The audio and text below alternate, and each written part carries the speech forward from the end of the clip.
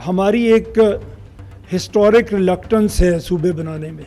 Somehow हमारे कुछ लोगों के ऐसे मुफादात हैं जो बड़े सूबों से वाबस्ता हैं और उनकी वजह से शायद हम चल नहीं रहे। बट हमारे यहाँ मुख्तलिफ मौक़ों पे मुख्तलिफ हमारी सूबों के लिए लोग बात करते रहे हैं, मूवमेंट चलाते रहे हैं।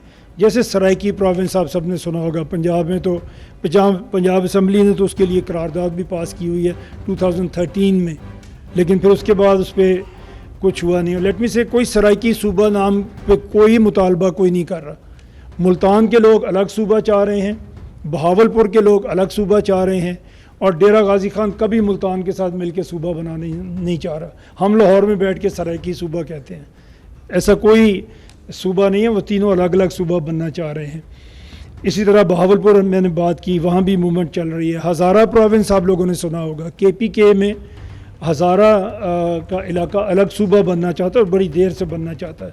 पोठोहार प्रोविंस बनना चाहता है, ये शायद आपने पहले नहीं सुना होगा। पिंडी का इलाका, ये सारा पिंडी डिवीज़न और कुछ इससे और मुल्का इलाके वो पोठोहार बनना चाहते हैं।